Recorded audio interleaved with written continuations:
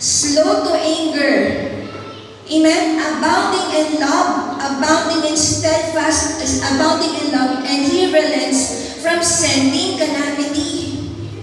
Amen? So hindi nagbabalik ang tao sa Diyos dahil karapat-dapat sila eh.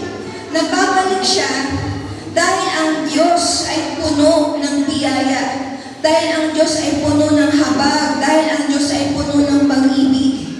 Tingin sa akin, anumang locus ng buhay, anumang plague ng buhay, anumang kalamidad, amen, sa ating buhay, kabiguan, krisis, pagkawala, or discipline ng Panginoon, lahat po yan ay pwede pong maging paanyaya para bumalik po tayo sa Diyos. Kaya ang mensahe po ng Panginoon, sa kanila noon, yan din po ang mensahe ng Diyos sa atin ngayon. Return to me with all your heart. Yan ang mensahe ng Diyos. At hindi pa po huli ang lahat. May daan pa uwi, merong Ama na naghihintay. Amen? And so the title of our sermon today is, Come Home to Repentance. Sabi mo repentance. Repentance. Very good. Okay. Now, when we talk about repentance, malagman ako, repentance is not merely feeling bad about sin. Okay? Pagka sinabing repentance, it is turning away from sin and returning to God. Okay? Ang dami po tao nagkakamali pagdating sa repentance. Many people mistake repentance for guilt. Kasi ang guilt, sasabihin niya, ay, sorry. Nahuli ako, sorry. Pero kung hindi mo nahuli, hindi magsusorry. You agree? Pag hindi mo na, huwag kayo magpapahuli talaga. Di ba? Kaya nagsorry dahil nahuli. Amen? Yun ang sabi ng guilt. Pero sabi ng repentance, iba, Lord, I have broken God's heart. I have broken your heart. Amen? Now, apat na bagay po ang pag-uusapan natin tungkol po sa repentance. Kasi ang repentance po, hindi lang feeling bad, but it is turning away. Amen? Point number 1, unang puntos. Let's all read. 1, 2, 3, go. Repentance begins when we recognize we are far from home. What is repentance? It begins when we recognize, sabi mo, recognize. When we recognize that we are far from home. Tingnan niyo po yung Luke 15 verse 17. Ano po sabi doon? When he came to his senses, yung prodigal son, he said, how many of my father's hired servants have food to spare, and here am I starving to death? Amen? And so, ang una po nangyari doon sa prodigal son, he came to his senses. He finally, the prodigal son finally realized, sabi niya, hindi ako dapat nandito eh. Kasi doon, sa bahay ng tatay ko, yung mga servants namin, may pagkain sila. Tapos ako nandito, wala akong makain. So the prodigal son now realized, recognized, that he is far from home. Sabihin mo, far. Na-realize niya ngayon, malayo siya. Kasi hindi naman ganun ang dati niyang buhay eh. Amen? Look at this. Let's read. Sabay-sabay. Sin always promises freedom, but eventually brings slavery. Ganito ang kasinungalingan ng kasalanan. Tingin. Sa simula, ipapakita ng kasalanan ang sarili bilang kalayaan. Amen. Sabi ng kasalanan, walang makakapigal sa'yo. Sabi ng kasalanan, gawin mo lang gusto mo. Sabi ng kasalanan, isang beses lang naman. Hindi ka naman mahuhuli. Di ba? Pero habang tumatagal, siguro sa isip mo ng isang tao, malaya naman ako eh. Pwede ko naman gawin ang gusto ko. Wala namang makakakita. Wala namang makakaalam. Pero habang tumatagal,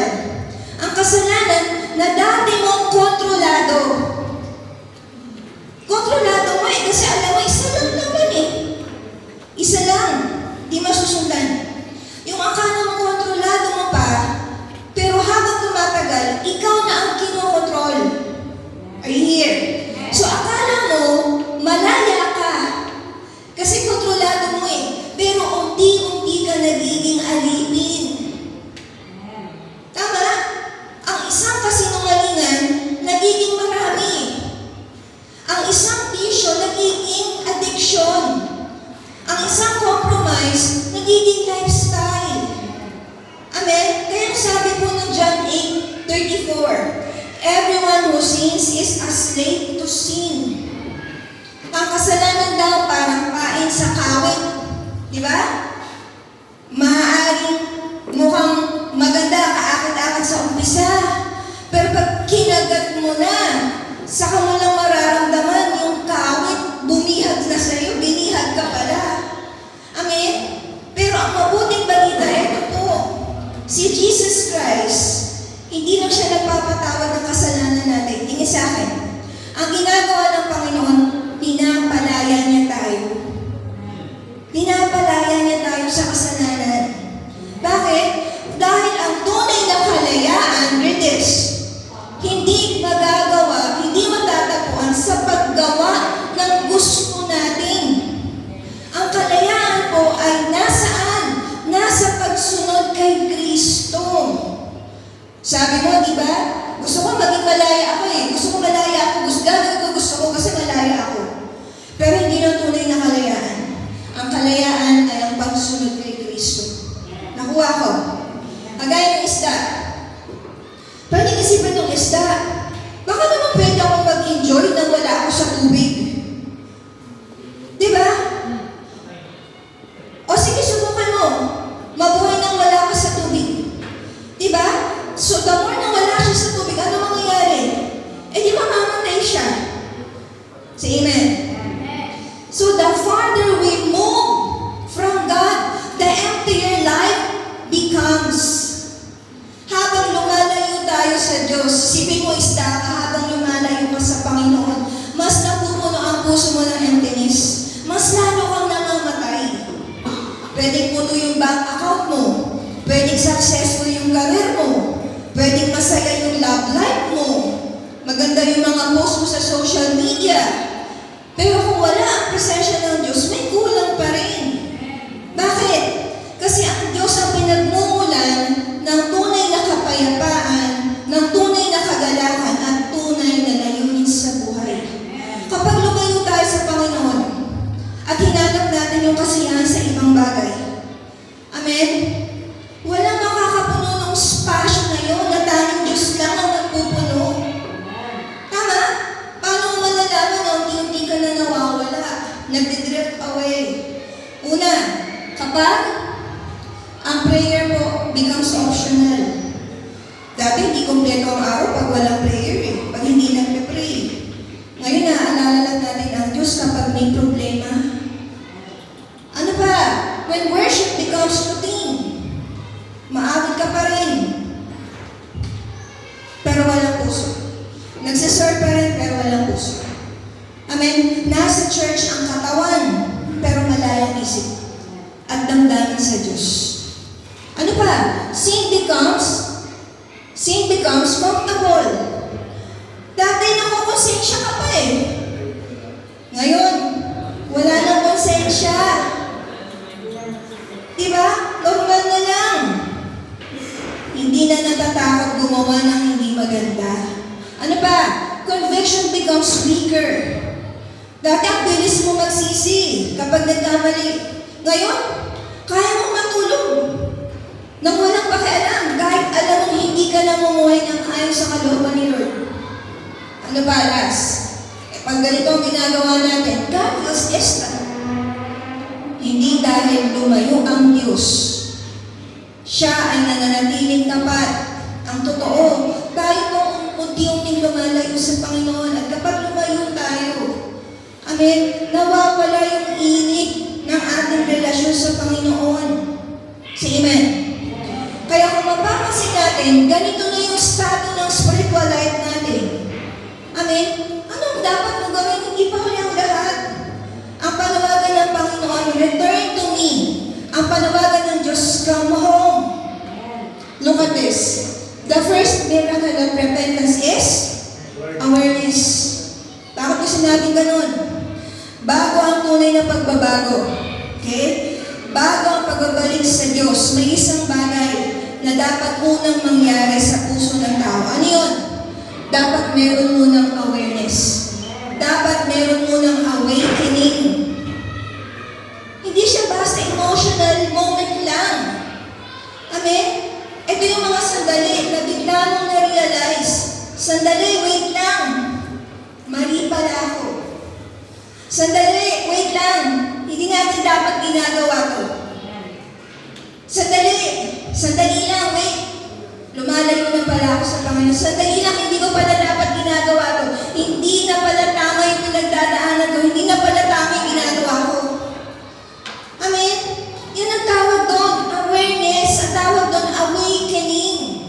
At ang awareness mo yan, ang awakening yan, hindi yan gawa ng sarili nating isip lang. Gawa po yan ng Holy Spirit. Amen? Ano sabi ng Luke 15:17? Diba sabi ng prodigal son? But when he came to himself, ibig sabihin, nagising. Nagising sa katotohanan ng kanyang kalagayan, nagkaroon ng awareness. Dati akala niya okay pa eh. Dati akala niya kontrolado pa niya yung buhay niya eh. Pero dumating yung punto, nakita niya yung realidad, yung reality. Malayo na pala siya sa Ama at wala na siyang pupuntahan. Ganyan ang unang himala ng repentance. Amen? Ang unang himala ng repentance is this. Hindi pa siya umaamin agad hindi pa siya bumabalik agad. Pero nagising na. Pero na-awaken na. Pero na-aware na. At hindi po yan gawa ng tao. Gawa ng Holy Spirit yun. Tama? That's the miracle of repentance. Dahil ang repentance hindi galing sa atin. Galing sa Diyos. Kapag ang tao na natiling bulag, kapag ang tao na natiling blind sa kanyang spiritual conditions, hindi siya hahanap ng pagbabago. Pero kapag binuksan ng Diyos yung mata ng tao, when God opened the eyes, kahit mahina pa ang hakbang, may pag-asa kung makauwi yan. Kaya kung may moment tayo ngayon na parang may conviction, may discomfort, may realization, huwag mo i-ignore. Amen? That's called to repentance. At yan po ay gawa ng banal na Espiritu Santo. Amen? What's number one? Number one is, repentance begins when we recognize we are far from home. From the word recognize. Pangalawa, mabilis lang ako. Pangalawa, repentance requires humility. Luke 15:18. Sabi doon, I will set out and go back to my father and say to him, Father, I have sinned against heaven and against you. Sa Tagalog, sabi niya, babalik ako sa aking ama. Sasabihin ko sa kanya, Ama, nagkasala po ako sa Diyos at sa inyo. Notice this. Di ba ginawa ng prodigal son? He stopped blaming. Ano sabi niya? Ako. He stopped blaming. He stopped making excuses. Alam mo kung anong itsura talaga ng repentance? Real repentance sounds like, I was wrong. Yun ang repentance. Pero hindi yung, they made me. Hindi yung, everyone does it. Explain ko. Ang tunay na pagsisisi, look at me, hindi naghahanap ng palusot. Hindi naglalagay ng sisi sa iba. Tama? Hindi rin nag-a-adjust para lang magmukhang okay. Tama? Pag ang repentance ko, you immediately admit, I was wrong. Ako mali. Nagkamali ako. Say amen. Hindi po they made me. Kasi sila eh. Amen? Kapag ganitong sinasabi natin, parang ibinabalik po natin yung sisi sa ibang tao. Yung responsibilidad sa ibang tao. Pero the moment na gumagawa po tayo ng kasalanan, responsibility natin yun. Huwag mong isisi sa iba. Kasi sila eh. Kasi ang tunay na repentance, marunong umamin, ako ang nagkamali. Hindi sila ang dahilan ng aking kasalanan. You agree? Say amen. Oh, ano bang sabi? Real repentance sounds like what? Malito. Everyone does it? Ang culture natin, pwedeng i-normalize ang kasalanan. Pero ang katotohanan, hindi nagbabago. Tingin sa akin, church. Kahit ginagawa ng marami, hindi ibig sabihin tama sa harap ng Diyos. Say amen.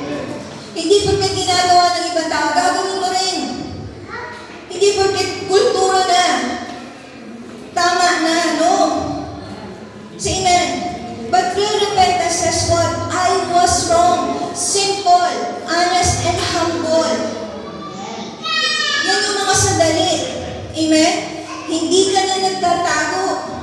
Hindi ka na nagdadahilan. Hindi ka na nagtatanggol ng sarili. Psalm 51 verse 4. Sabi ni David, di ba? Against you, you only I have sinned. Di ba?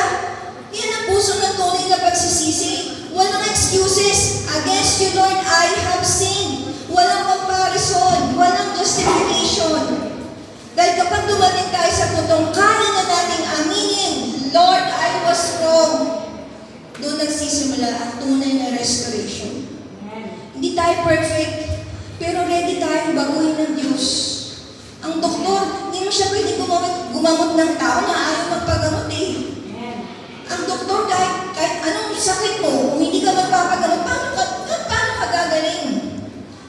God can work with broken people, but not with proud people. Ang Diyos hindi po natatakot sa brokenness. In fact, ang brokenness ang madalas na ginagamit ng Diyos para magsimula ang restoration. Are you listening? Bakit? Dahil ang broken na tao, tingin, ang broken na tao, marunong umamin, Lord, I need you. Ang broken na tao, marunong umamin, Lord, I'm hopeless, I need you. I'm desperate for you. Pero ang proud na tao, kahit mali na, galit pa. Diba? Ang tao mali na, hindi pa rin bumababa. Sabi na James 4 verse 6, God opposes the proud, but gives grace to the humble. Ibig sabihin ang pride, hindi lang weakness. Resistance yan sa grace ng Diyos. Kaya pag ang isang tao ay broken, pag ang tao ay broken, kahit gumuho ang buhay niya, pwede siyang buuin ulit ni Lord. Pero ang proud na tao, ang tao na punong-puno ng pride, kahit buo ang image niya sa labas, mahirap hawakan ng Diyos yan. Dahil ayaw magpahawak. Tama? Psalm 51 verse 4. Ayaw magpahawak. Ayaw gumalaw. Amen? Say amen. Example, basag na lalagyan. Ang basag na lalagyan, pwedeng ayusin ng magaling na kamay. Magaling na kamay. Pero yung saradong kamay, ayaw magbukas, walang mailalagay sa loob. Ang broken na tao, open for healing. Pero ang proud na tao, closed for change. Kaya ang tanong ng Panginoon, gaano ka ka-perfect? Hindi yan tinatanong na kung gaano ka ka-perfect eh. Ang tanong ng Diyos palagi, handa ka bang magpakumbaba? Handa ka ba hayaan ako na gumawa sa buhay mo? That's why repentance requires humility. Look at me. Amen? Ano yung number 1? Repentance is recognizing that we are far from home. So when we recognize that we are far from home, and number 2, repentance requires humility. Agaya ng prodigal son, di ba? Una niya na-realize. Sabi niya doon sa bahay ng tatay ko, na-recognize siya kagad, ito yung estado ko. Tapos pangalawa, nung makita nila yung estado niya, diba? Nagpakumbaba siya. Ano sabi niya? Kasi mga barkada ko, hindi. Kasi sila, ganun din ginagawa, hindi. Ano sabi niya? Mali ako. I was wrong. Doon nagsisimula ang humility. Amen? Number 3. Samahan ako ng banda. Number 3. Now, number 3 is this. Let's all read. Repentance is action, not just emotion. Amen? Hindi po lahat ng umiiyak sa altar call, hindi po lahat ng umiiyak pag Sunday, hindi po lahat ng pag-iyak repentance. Halimbawa sa tao nakagawa ng mali sa'yo, iniyakan ka. Iniyakan ka na iniyakan. Repentance na ba yun? Di ba hindi? Anong ginawa ng prodigal son? Luke 15:20. Let's read. So he got up. Amen? Ang ginawa ng prodigal son, una na-recognize niya. Pangalawa, nagpakumbaba. Sabi niya, I was wrong. Pero hindi doon natapos. Because repentance should have an action. And so, verse 20, he got up. Binangon niya yung sarili niya. Binuhat niya yung sarili niya. Pinilit niya yung sarili niya. And he went to his father. Kita niyo?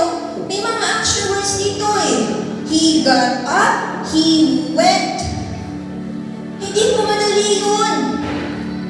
Bubuhatin ko ang sarili ko from failure. Bubuhatin ko ang sarili ko sa pagkakamali. Babangon ako ulit. Magsisimula ulit. Sa totoo lang, nung sa pagkakabagsak natin, iisip ko, paano ko magsisimula ulit? Ang ginawa niya, he went. So kahit hirap na hirap siya, he is taking steps toward his father, towards home. Amen? You say amen? Many people cry during worship, but never change afterward. Hype lang yan, church. Hype lang. Tears are not repentance. Next slide. But turning is repentance. Yung luha, pwede magpakita ng emosyon. Pagsisisi, bigat ng damdamin. Mahalaga rin yan. Pero ang luha lang, hindi po ibig sabihin nagbago ang puso. Maraming tao umiiyak sa presensya ng Diyos. Pero pagkatapos nun, bumabalik sa parehong direksyon ng buhay. Tama? Kaya ang repentance is not just saying you are sorry. Hindi mo pwedeng sabihin, Lord, nagdala ko ng baril sa school, namaril ako, 3 po namatay. Sabi mo, sorry Lord. Repentance na ba yun? Lord, sinaksak ko po ng ballpen yung classmate ko. Sorry po. Yun na ba ang sorry? Lord, may ginawa kami di maganda ng girlfriend ko. Sorry po. Sa beses na naman eh. Sorry na ba yun? Tears are not repentance. Turning is repentance. Amen? Ang tunay na pagsisisi, hindi lang nararamdaman, pinagpapasyahan at isinasabuhay. Kagaya ng prodigal son, hindi lang siya naiyak, but he arose, he got up, he got up, he got up. Repentance may action. He got up and went back home. Amen? Ibig sabihin, may ginawa siya isang hakbang, may ginawa siya pangalawang hakbang, may ginawa siya pangatlong hakbang. Tumalikod siya sa dati. Iniwan na yung dati niyang buhay. Umalis siya sa kanyang ama. Yun ang action. Ganun ang tunay na repentance. Hindi lang I feel sorry. Hindi lang I feel sorry. Gusto mo yun? May nagkamali sa'yo, nagsusorry lang sa'yo. Hindi naman yung babago. Paulit-ulit ka lang eh. Yan yung katabi mo. Paulit-ulit ka lang. Amen? Hindi lang I feel sorry. Pero I will turn away from my sin. Hindi lang luha sa altar. Bagong direksyon ng buhay.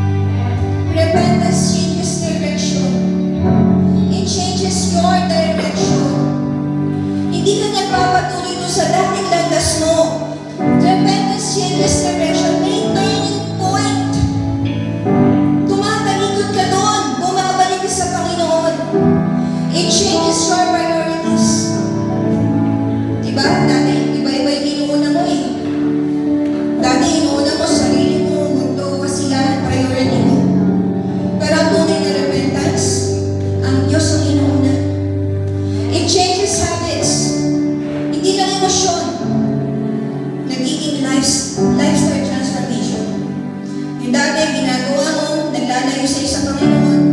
Pero ngayon, unti-unti, iniiwan mo yun, pinapalitan mo ng mga bagay na nagpapalapit sa Diyos. Kung yung dating habits mo, nilalayo ka sa Panginoon, ang repentance mo, it changes the direction, binabago mo yan. Binabago mo yun kung hindi nakakabuti para sa iyo, huwag mong gawin. Tama? Say amen. Say amen. It changes relationships. Nagbabago rin ang mga tao, pinipili mong samahan. Binabago mo din yan. Say amen. Say amen.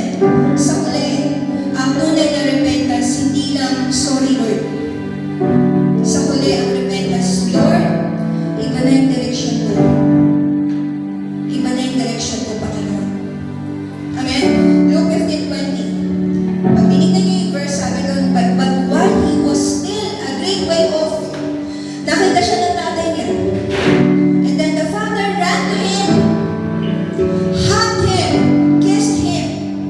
So nagre-rehearse pa yung bata na speech niya.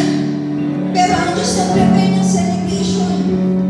Hindi nagtanong yung tatay, saan ka galing? Anong pinagagagawa mo sa buhay mo? Hindi. Nung bumalik ang anak niya, nire-restore niya. Kaya ang Diyos natin hindi po naghahanap ng reason to reject us.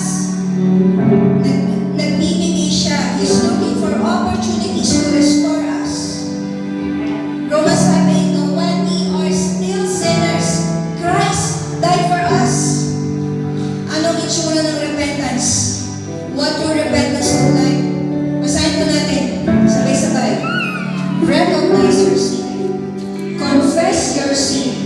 Turn away from sin.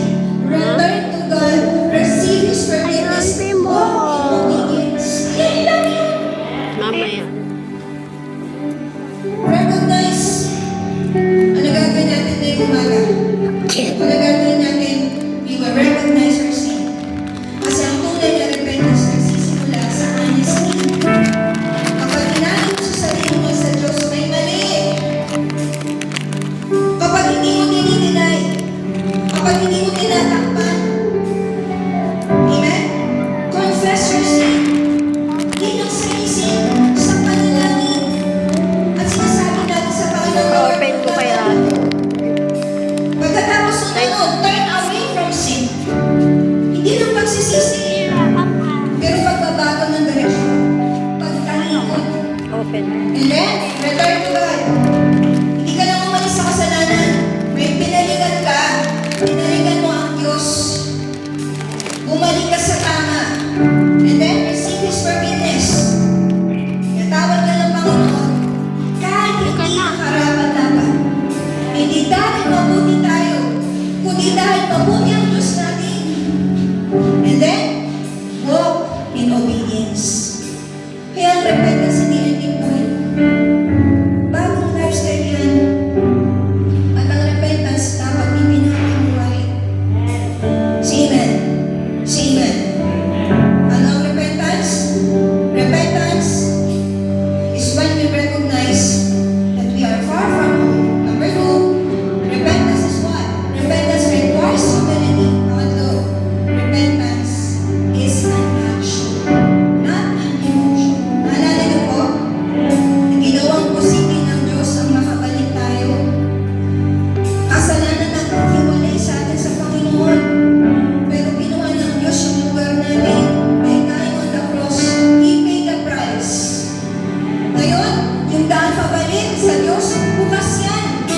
Ang cross po ang naging bridge. The cross became the bridge.